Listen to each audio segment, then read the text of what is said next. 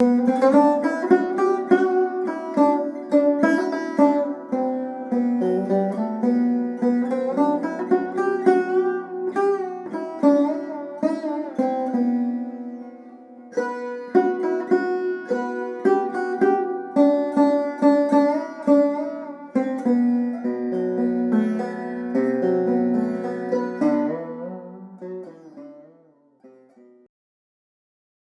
we talk about central India and its architectural heritage, eminence of the Buddhist complex at Sanchi is felt significantly.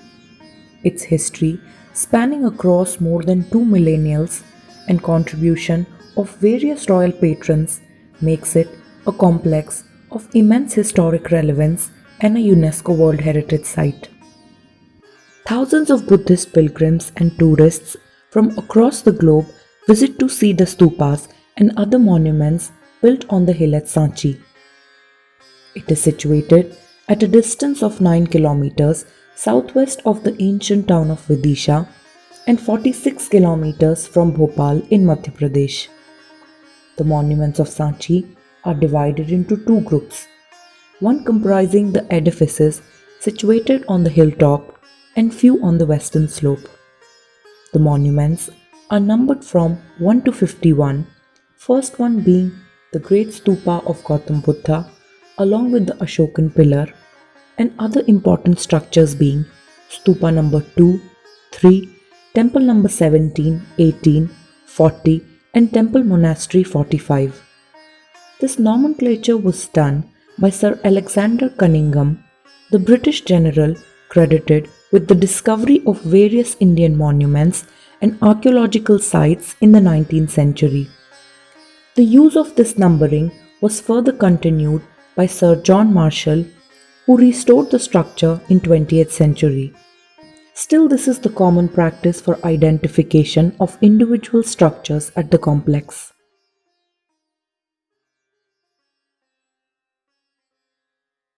The site of Sanchi started developing in the 3rd century BCE during the reign of Mauryan Emperor Ashoka and continued till the fall of the Gupta Empire in the 6th century CE.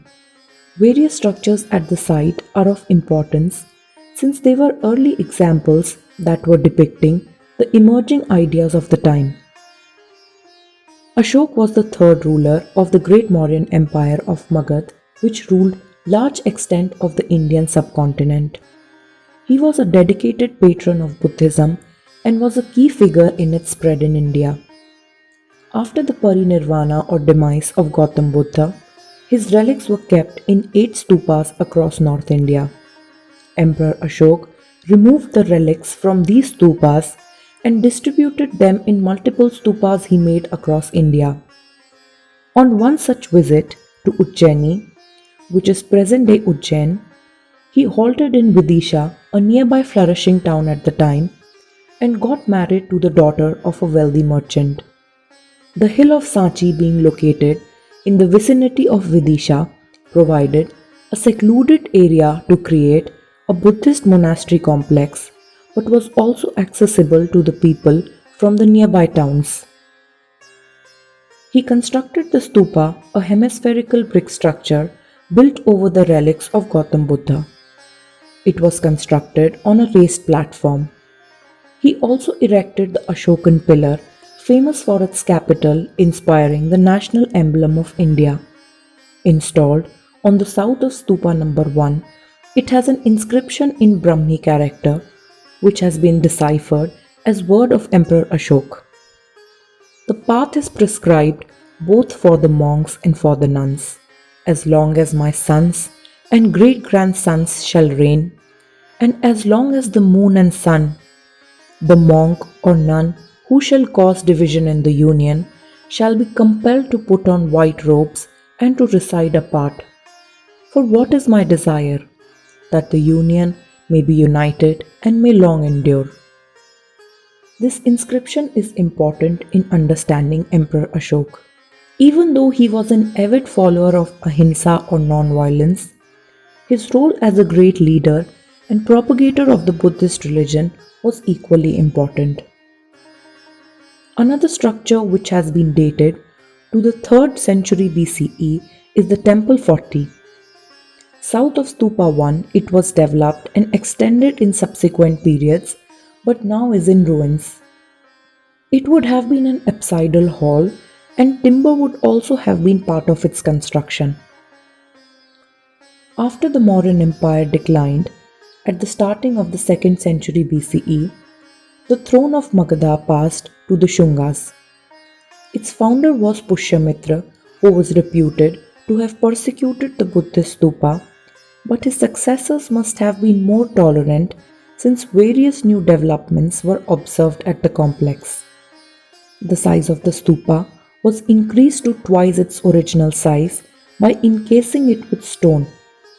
An elevated plinth called the Medhi surrounds the stupa, acting as the pradakshina or the circumambulatory path. The Medhi is surrounded by balustrades made of stone but replicate details in wood. Another circumambulatory path is formed on the ground surrounded by similar balustrades. The summit is crowned with a rectangular railing called the Harmika, replicating the form of a relic coffer.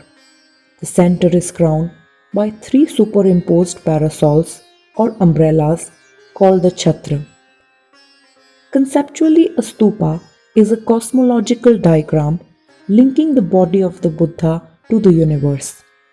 Similar to mandala, in Hindu tradition, the stupa is a metaphysical depiction of the cosmos. The mount as the universe, the 4 gates as the 4 cardinal directions, and the chhatra along the Harmika forming the axis mundi or center of the universe, together forms the cosmogram. Other important structures attributed to this period are Stupa 2 and 3 and pillar number 25. The Satvahana Empire of Andhra conquered the Shungas in 1st century BCE. During the supremacy of the Satvahanas, new embellishments in the form of elaborately carved gateways or toranas were added to Stupa number 1 and 3. It was under their dynasty that the early school of Indian art achieved its zenith. Around the same time, the Scytho-Parthians and Kushans invaded and annexed a large part of northwestern India. Post the Satvahana rule, the establishment of a foreign power in central India under the western satraps or Kshatrapas of Indo-Scythian origin happened.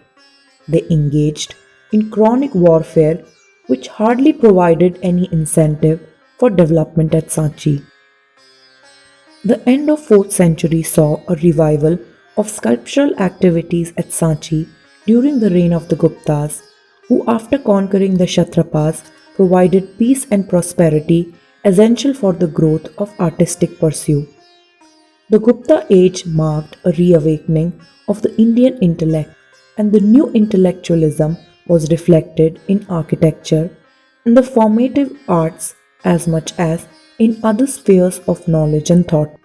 The construction of Temple number 17 was paradigm shifting since it is considered to be one of the earliest prototypes for Hindu temples, which in following years become these massive and magnificent structures we see today at Khajuraho and various other places in India. So, what makes Sanchi important? There are 4 points which are critical to our discussion. The architecture of towns and villages in the Vedic era, which is post-Indus Valley civilization, was predominantly wooden and hence little to no archaeological evidence is available. So the study of the structures from the bygone era was based mostly on textual description. But the toranas constructed by the Satvahanas between 1st century BCE and 1st century CE depicted various scenes from the Buddhist literature like Jatakas, which provided details of architecture from the centuries before. Episodes from Gautam Buddha's life are depicted on the panels of the toranas, one of which we will discuss. This is a scene carved on the southern torana. After the death of Buddha, the rulers of Kushinagar, the place of his demise, wanted to keep his ashes. but the other kingdoms, also wanting their part, went to war with the city of Kushinagar. Finally, an agreement was reached, and Buddha's cremation relics were divided among 8 royal families and his disciples. This panel shows views of the city of Kushinagar, which has been relied on for the understanding of ancient Indian cities. We will try to identify some elements of the architecture. A rampart or fort wall can be observed. It resembles a stone or brick wall. The structures are predominantly wooden, along with the use of bamboo and thatch. Wooden rafters, purlins, columns, and railings can be observed. Barrel roof with dormer windows or chaitya windows can also be observed. A wooden flat structure can also be observed at the extreme right. This is a visual created by the architectural historian Percy Brown for his book on Indian architecture, imagining the city of Kushinagar, inspired by the Sanchi relief. This brings us to the next point. In all these relief panels carved at Sanchi, the anthropomorphic form of Buddha is never visible, being absent even from scenes of his life where he is playing a central role. This anachronism to the image of Buddha is in conformity with prohibition against showing the Buddha in human form by early Buddhist schools. In anachronic form, Buddha was represented by the following icons: an empty throne, the wheel of law or dharma, the Bodhi Vraksh or the tree of awakening, and sometimes a stupa. So, how did the transformation from the anachronic form to the anthropomorphic form happen? It is an interesting story. Under the Indo-Greeks and then the Kushans, the interaction of Greek and Buddhist culture flourished to the northwest of India in the area of Gandhar in present-day Pakistan and Afghanistan. This resulted in anthropomorphic depiction of Buddha. So what we observe is that the episodes carved on Toranas at Sanchi depicting the aniconic form, when replicated in Gandhar, depict Buddha as a man wearing Greek-style togas. Also, the many initial sculptures of Buddha we see today are a development of this cultural confluence. As you can observe these two panels, each from Sanchi and Gandhar, they depict the same story of Buddha's descent from the Trayastrima heaven at Sankesa, one showing aniconic form of the throne and Bodhi tree, while other depicts the human form of the Buddha. The constant interaction with empires northwest of India, who had imbibed Hellenistic culture since the conquest by Alexander the Great and then the Seleucids, influenced the artistic guild at Sanchi also. The developments at Sanchi depict various elements and motifs which reflect their inspiration from the Persians and the Greeks. The capital of the Ashokan pillar is said to be inspired from the columns at Persepolis, the great city of the Achaemenid Persian Empire. Constructions during the Shunga and Satavahana period showcase Greek flame palmet motifs and medallions with griffin figure and goddess Lakshmi starkly resembling Venus, the Greek goddess. Also, marks in Kharoshti, a Gandharan script, can be observed, indicating that northwestern sculptors also contributed in the development of Sanchi. Lastly, the point I would like to elaborate is the relevance of construction of temple number 17 during the Gupta reign, which was a pioneering development in Hindu temple architecture. As discussed in the video on Varanasi, Hinduism saw a shift from sacrificial rituals to idol worship approximately from the start of the Common Era.